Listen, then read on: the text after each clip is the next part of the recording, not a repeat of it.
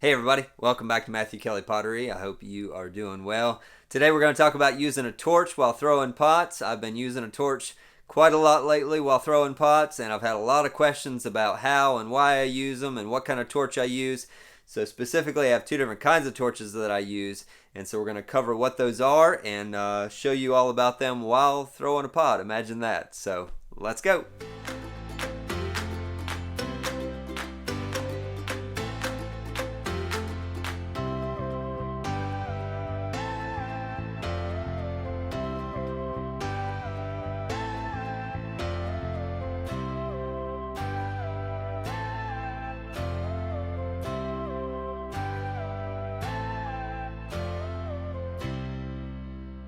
All right, before we actually get started throwing the pot for today, I thought I would show you what I'm planning to make, show you the two torches and how what kind of torches they are, where you can get them, all those kinds of things.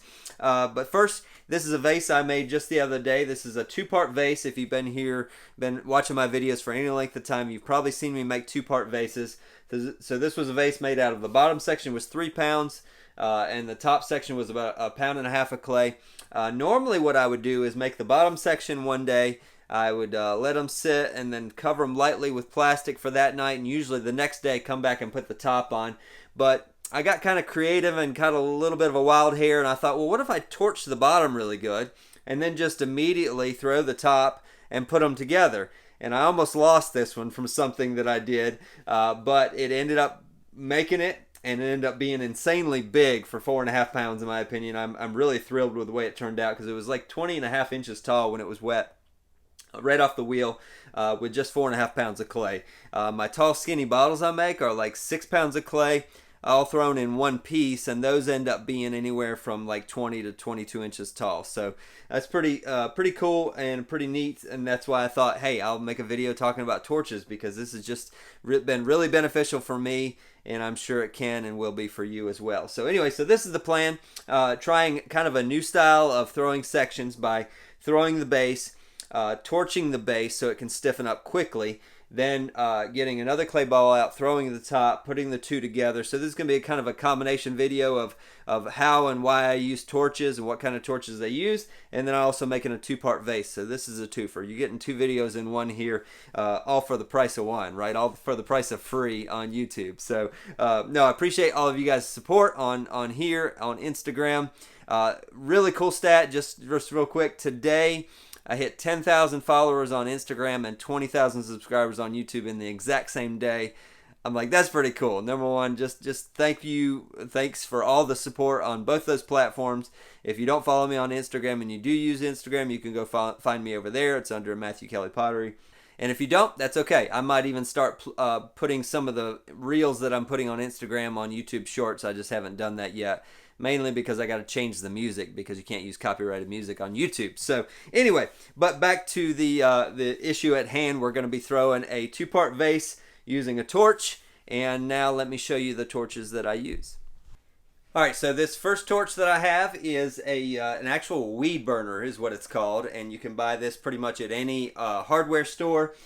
This one just happens to have an adjustment valve here as well as a trigger to let the gas out. You can hook this up to any kind of propane tank. I just hook it up to one of the small propane tanks that you can buy also at any hardware store or probably any grocery store around the country. You can just hook it up to one of those tanks, and then like I said, another thing that I would say if you're going to use a weed burner like this is I bought one of these little flints. As far as lighting it, it just makes it easier. It just does the spark to light it. It really helps instead of having to use a lighter where your hand gets really close to the flame. You don't want to burn your hand while lighting one of these. But I love this torch. It definitely is not good for really small pots because you will just dry a pot out in a heartbeat if you use this on really small pots. But you can also, like I said, adjust the amount of flow that comes out of it. And then having the trigger is really nice because then you do have to hold it down to make it work, but that also means it's just kind of safe in the sense that if you let go, it's not going to keep blowing or keep burning. So anyway, this is the larger of the torches that I use. This is one I've had the longest. I recently got a smaller torch, and I'll show you that one to you now. All right, so the smaller torch that I use is one of these Bernzomatic torch. I got this from my local hardware store. The main reason I bought this, I bought it from when we were doing crystalline, because you need to torch the tray around the bottom in order to pop those off a lot of times. And so by being able to torch that, and I bought the one that kind of had the igniter built into it. So once you get this going, all you have to do is hold down the trigger, and if you have the gas on, and it will come on and burn just like that. And when you let off the trigger, it cuts off, so it's automatic. Really nice to be able to be throwing. Just clean your hand off a little bit, reach down, grab the torch, turn it on, and if you need to, adjust that down so that it just torches that a little bit. Be able to torch the pot, set it right down back next to your wheel, and then keep going. So you can use this torch head with the propane or the other. I think MAP is another gas. The other tanks, those are very expensive. You don't need that. You just need the propane torches. And these are only like $4 a torch for this. Now the head up here, this is like 40 or 50 bucks for this, but from what I've used it for already, it's been well worth it. And working with smaller pots, it really works great. And if you don't want to have to get up and grab your huge weed burner, they do make them smaller than that as well, and they make shorter ones that are kind of curved as well, and which I would kind of like to have, so I wouldn't have to get up to access it. But that one, you pretty much need to stand up to be using it, because that stem on it is so long. But either way, they both work great, and just thought I'd show you those real quick. This is a Bernzomatic TS8000 is what the head is on this one. And if I have links to these either for like Lowe's or Amazon, I'll put them in the description so you can have that there. So now let's get to throwing. Alright, I've got my 3-pound clay ball and my 1.5-pound clay ball here. We're going to put the 1.5-pound clay ball over here under some plastic, and then start with the 3-pound clay ball.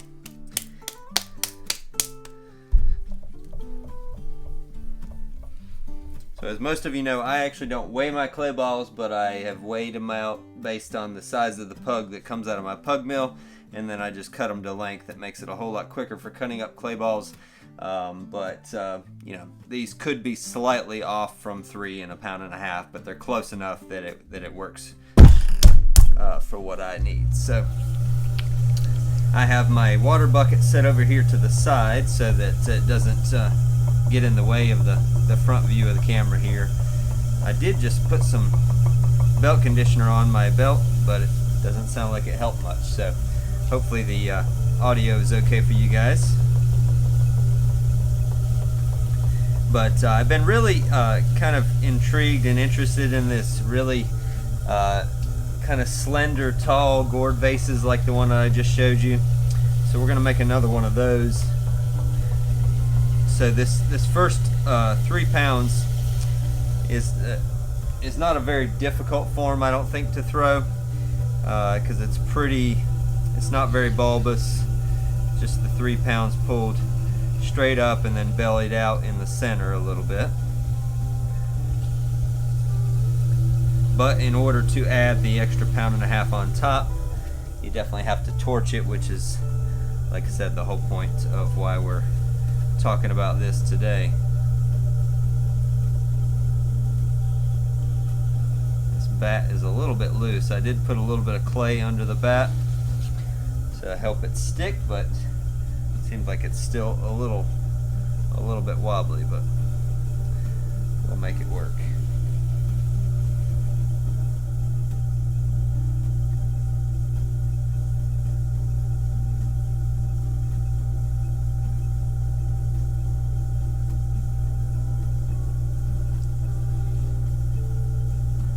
As I've talked about before in previous videos about 2-piece pots, one of the big advantages to making pots in sections is that you don't have to center or pull that much clay to make a larger piece, and you can make pieces lighter that way by throwing a smaller section. I've done as little as like 1.5 pounds in the bottom, and then added like 3/4 pound to the top of that to make a 2-piece pot that's only 2¼ pounds, but you get quite a lot of pot out of 2¼ pounds doing it that way. So like I said, what I'm doing now is just getting a good, fairly slender cylinder pulled.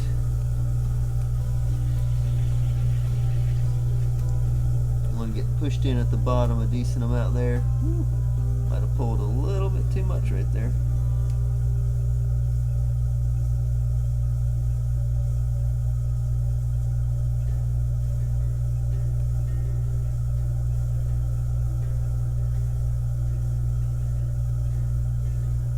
Trying to grab a good amount of clay there at the base, and thought for a second I'd grabbed way too much. I mean, there is a spot there that is a little bit thinner, but I was able to control it on the way up.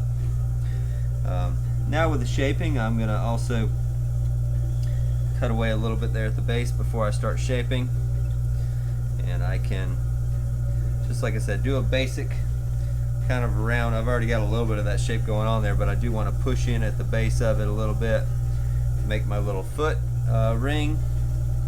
But first, my first one, I'm going to push in at the base and then just kind of smooth it out, but also shape it a little bit, pushing out from the inside against that rib.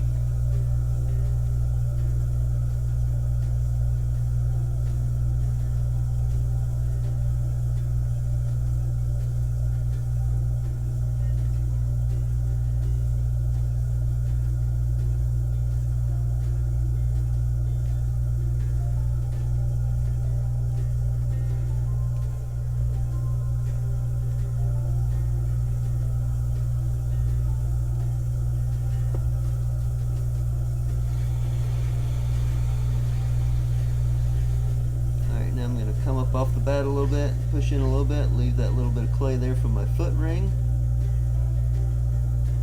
I dripped a little bit of water down the outside, which is not really good because then it gets smooth and sticky spots on the way up, but I think we can manage.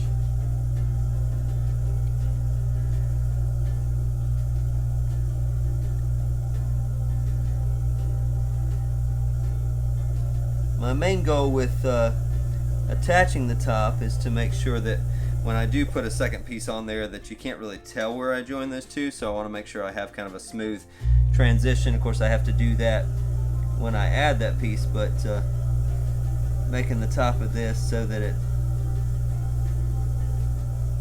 kind of finishes at a nice angle so that I can continue that with that next piece that I put on there. And of course, by having the bottom be stiffened either by time or by a torch in this case, helps you with attaching that top and being able to smooth that out without distorting the bottom in the process. Alright, so need a little bit more right here at the base to kind of smooth that shape.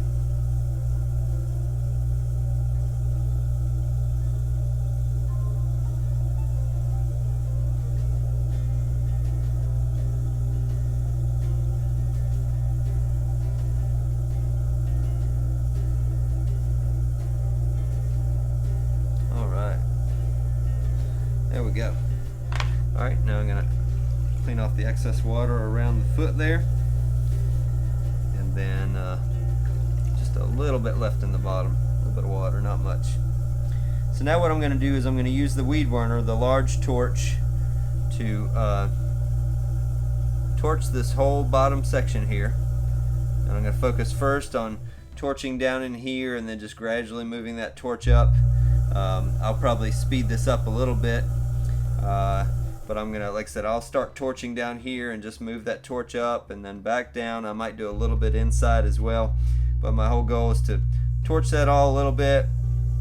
And it takes a couple minutes, especially doing it this way. Normally if I was making a 2-section pot or I was going to come back the next day, I'd be done with this one, just set it on the rack and then come back the next day and put all the tops on, which is one way, and it might be faster that way, but it's not quite as immediate. It's kind of nice to finish a piece all at once, so that's one of the reasons that I'll do this now with torching this. Also, just to play around with different ways of putting the sections together. So like I said, gonna torch this with that weed burner and then move this out of the way and make the top section and then put the two together.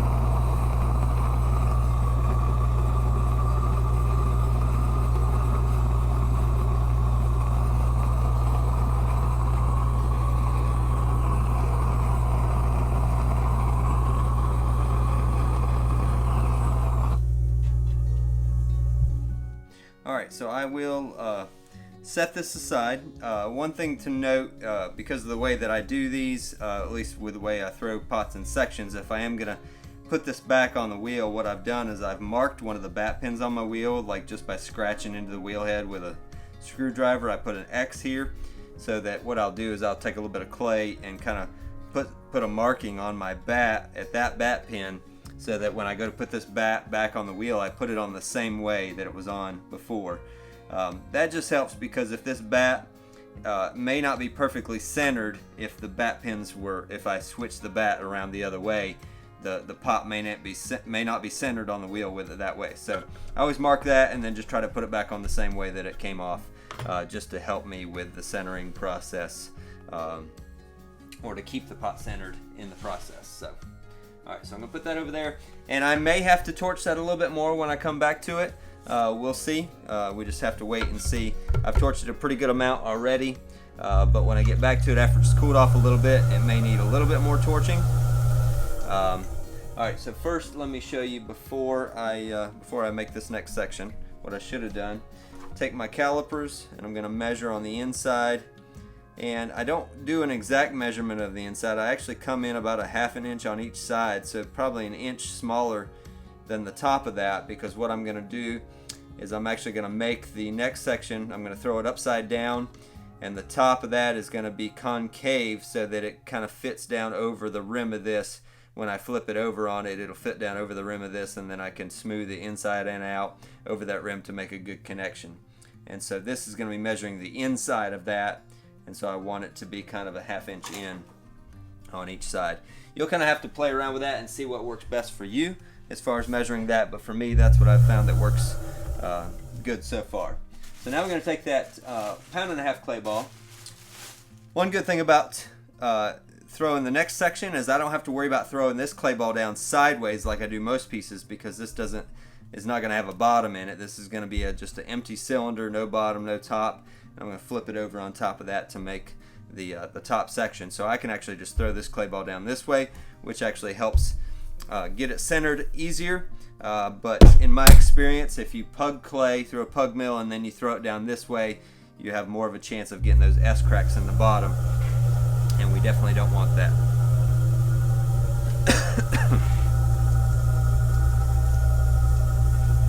And I'm not worried about pulling this like super thin in the process either, because once I put it on the top of that bottom section, I can do a little bit more pulling, but I don't want to leave it too thick. I don't want to do that much work when it's on top of that. But so now I'm going to open this up, and I'm going to push all the way down to the bat, and then I'm going to go back down there and spread it open down at the bat.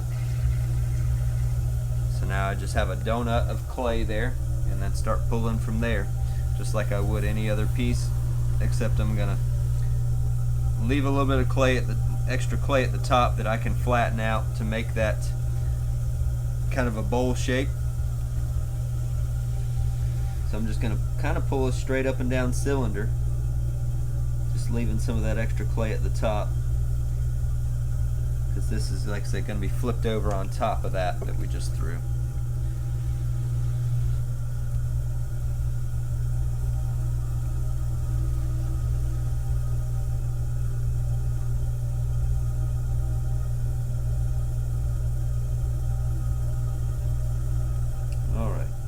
Now let's measure with my calipers.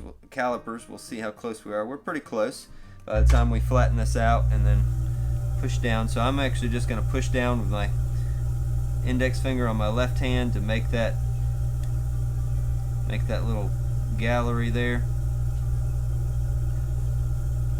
Probably need to close that in just a little bit.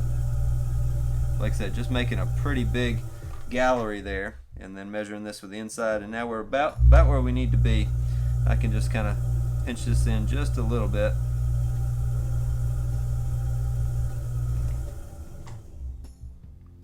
And there we go. So now we got that. I like to add a little bit of water to this so that it has some moisture on it when I go to attach them. I like to take my screwdriver and kind of clean off at the base on the inside so there's not a whole lot of extra clay. If I can get it out of there. So there's not a lot of extra clay around there, and then also clean off with my point of my rib down there, because just like the bottom of any pot you throw, it tends to be a little thicker right down there. And once I flip that over, I don't want a ton of extra clay there, because then it gets it harder to even that out or thin that out. So do that. Clean the water out from down there. But like I said, I like to have a little bit of water that's in this gallery here, so when I go to flip it over, it's kind of got some wiggle room available to it. Or it's got some water so that it can be moved around. If I don't get it on there just right and I need to slide it a little bit, that water will help with that. Alright, now I've taken note of where that mark is on that bat pin, and I can take this bat with the bottom section and put it back on the wheel just the way I had it. And hopefully we're pretty good and centered, just like we were before it came off. So now I can feel that a little bit. It's decent stiffness. It's pretty wet down here at the base, so I'm actually going to torch it a little bit more right down here. The thing I'm not going to do, which I did with the first time I tried this, is I'm not going to immediately try to put the top on after finishing torching it, because what ended up happening is the bottom was so hot it was steaming, and just like it was before I took this off. And then I went to put that top on, and with the bat on there, it trapped all that steam in there, and it started to suck in that section that I put on top, and it almost collapsed it. I had to cut it off and then like finagle it, and I'm amazed that that one turned out the way it did. But I'm going to torch this a little bit, and I'll let it cool just a little bit so that it's not steaming, then flip that over, and then put the two together that way. So let's do a little bit more torching with the weed burner.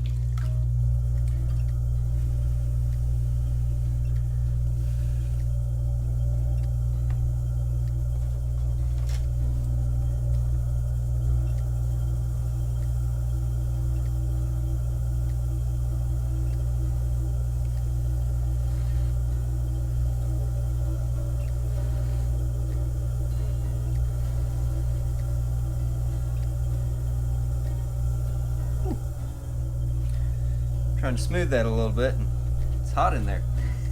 Yeah,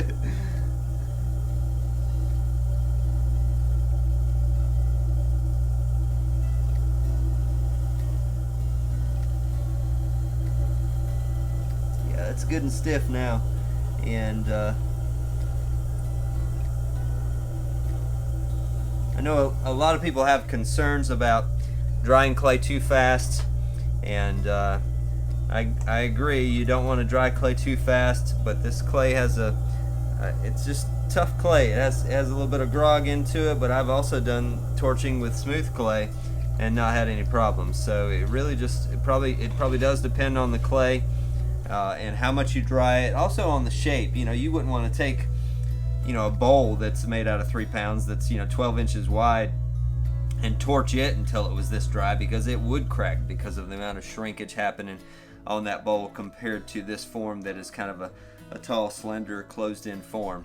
So, you know, it's different based on the structure of the clay as well as structure of the piece. So, all right, so that's kind of cooled off and it's not steaming too bad. What I'm going to do is actually add a little bit of water to the rim of this so that it softens that a little bit, and like I said, creates that slick surface that if I need to move the top piece around a little bit, I can after I flip it over.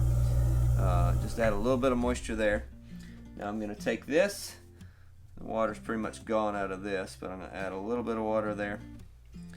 So now I'm going to flip this over and try to get it right down on, fairly even on there. I always like to spin the wheel and kind of give me an idea of how close it is on there and adjust it if I need to. And then I'm going to use my wire.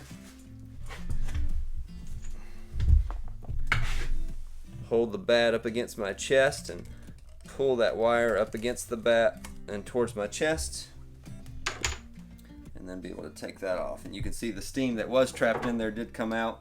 Like I said, the last one that I did was steaming a whole lot, and this started to cave in, and I was like, what is going on? And just realized later, I'm like, oh yeah, all that heat is creating a vacuum basically. So anyway, now what I'm going to do is I'm going to first smooth up the rim of this just a little bit so that as I reach down in there it doesn't grab on my arm.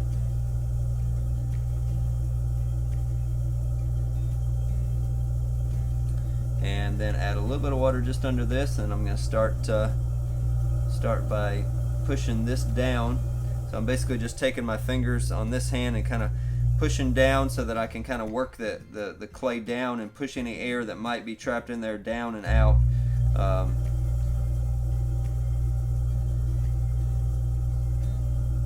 Kind of like that. You see that top starting to wobble just a little bit, but I can kind of just straighten that up. Alright, now I'm going to reach on the inside and also smooth that out.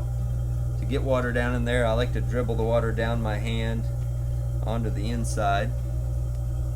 And then I'm going to do the same thing, just kind of pushing down on the inside and try to smooth that down over that lip on the inside.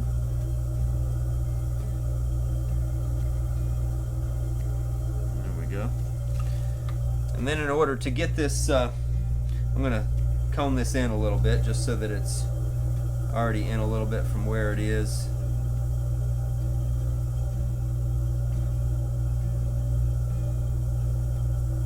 And you can see that 1.5 pounds that added on top of the 3 pounds gets you a whole lot more height than you would ever guess. Of course, it doesn't have a bottom in it, and it's just all cylinder, and you can get a lot of height out of that 1.5 pounds you put on top.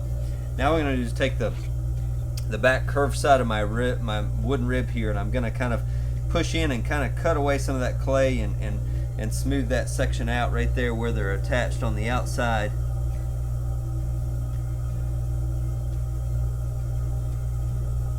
Just to try to smooth that up, like I said, cutting away some of that excess clay. And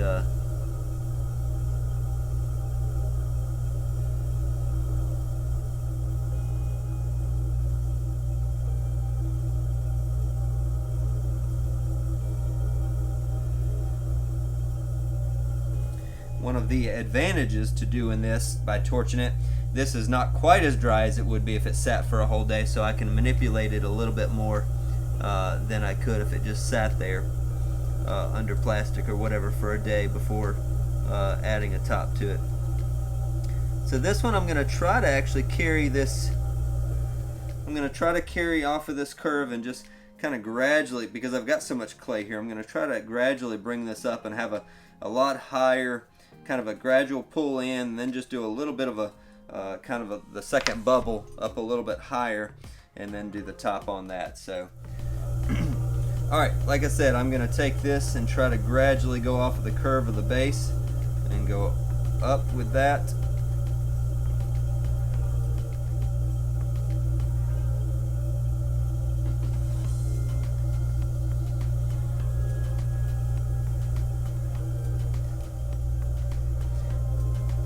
Sometimes you have to lean back or sit back and kind of, or get up from your chair and look at that angle.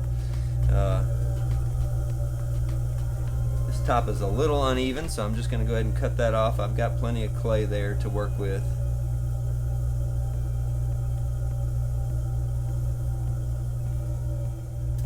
Nothing I need to worry about saving any extra clay up there. Alright. I want to do a pull on this so I can thin that out a little bit up here.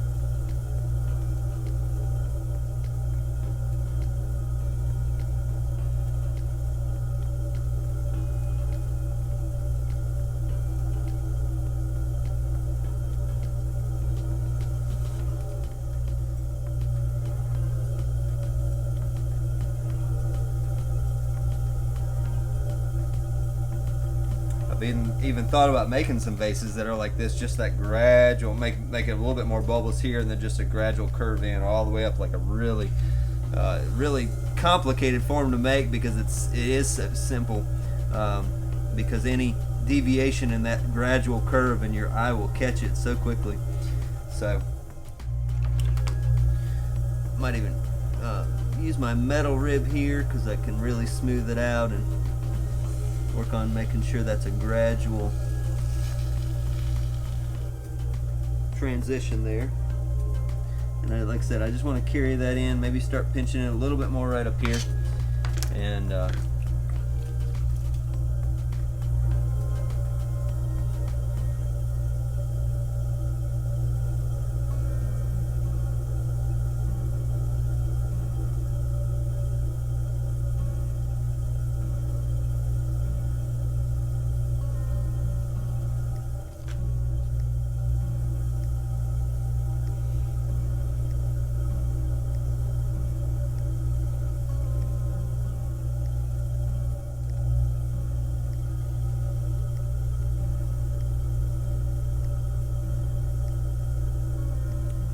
meant to give you a measurement of what that 4 pound or 3 pounds was before I added the top to it.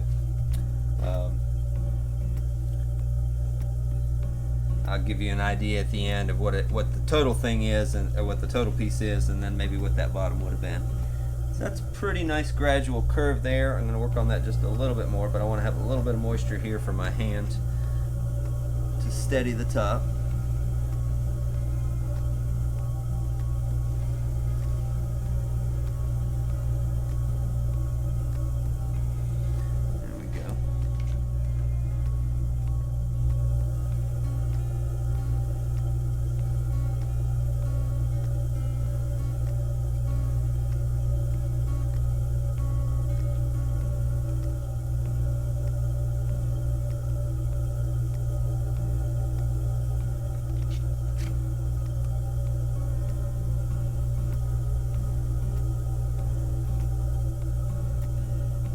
Okay, there we go.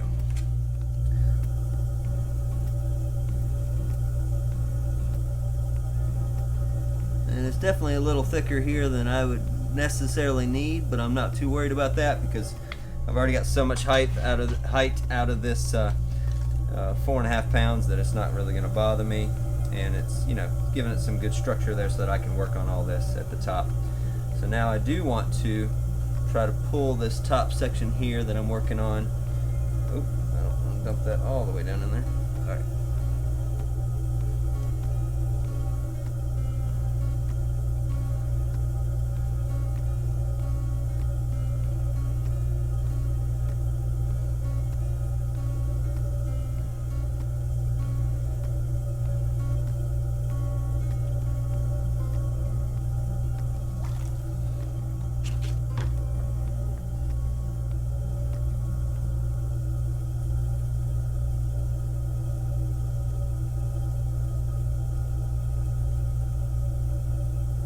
I never used to use these metal ribs, and I'm learning to love them, because you can curve them so easily to get that nice curve on something like that, and then you can bend it back the other way to get this inside curve here.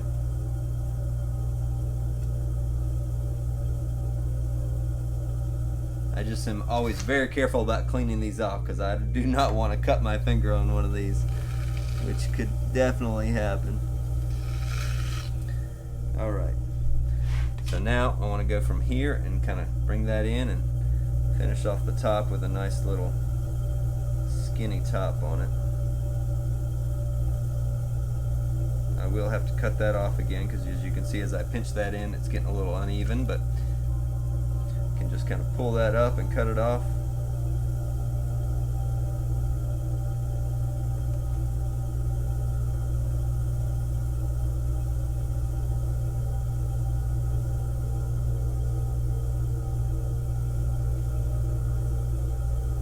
And as I said before, I got plenty of clay here, so I'm not worried about that. It's one of the great things about turning over that top section, throwing it upside down and flipping it over. You've got that extra clay that's in the bottom of what you pulled that you're now working with. It really helps get you some good clay at the top of the piece to work with.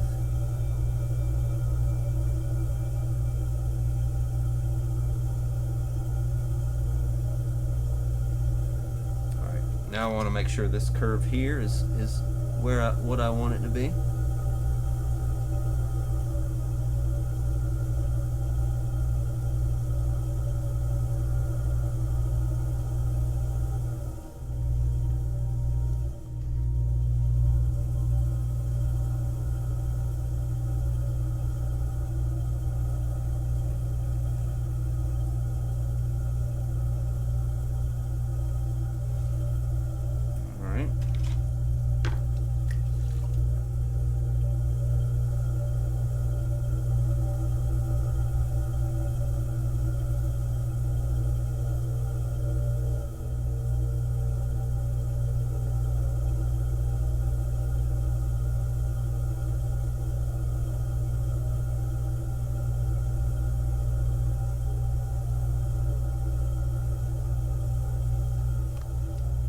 When I do those pulls at the top, I'm doing quite a bit more of a pull with these two fingers than I am with my other hand, just because it's small enough that I can grab that clay like that. It's close enough to the top that I can reach with those two fingers and get a really nice steady pull with those two. But that other hand's there just to help guide it.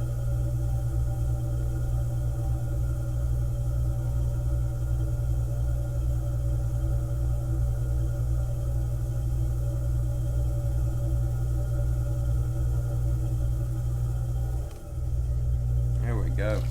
That's some wild shapes. This is not stuff that I've been making before, but I just I don't know, playing around with the crystalline and just getting interested in other forms and seeing what's going to happen with them in the wood firing too is going to be really cool.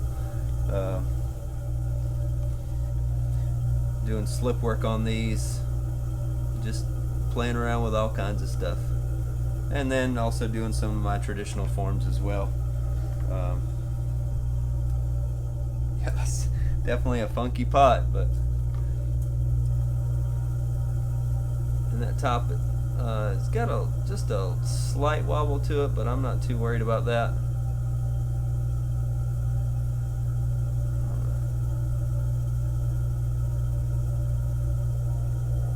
And I don't have to worry about getting these super smooth. That metal rib is really nice to get these super smooth, and when I was working with the porcelain, I definitely wanted that, but it looks nice, but it's not necessarily a requirement for this, because a lot of these will have some glazes on them that would cover up any of that.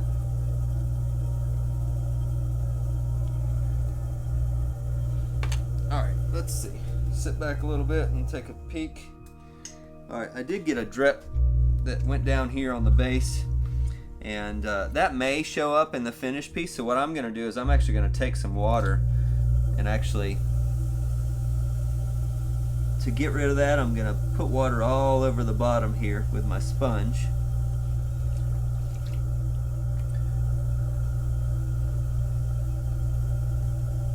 And then I'm going to use this metal rib to basically kind of smooth that and to clean all that water off that I just put on there, and that should get rid of that spot where that water dripped.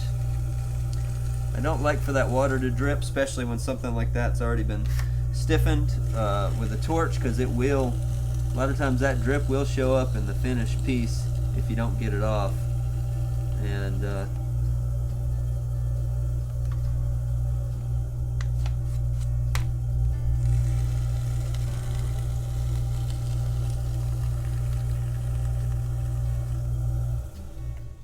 all right, let's see. Yep, you got a little bit of that darkness in that bottom section there. I think that's just from torching it. I think it might be just burning some of that raw, the organic material in the clay.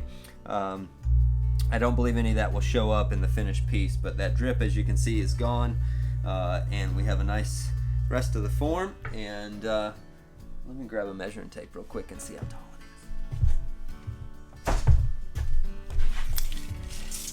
All right, guys, any guesses? Let's see, we'll do it this way. We got 20 3/4 inches of height out of 4.5 pounds. I mean, now it's not very, it's not very wide. It's 6 inches wide at the widest point.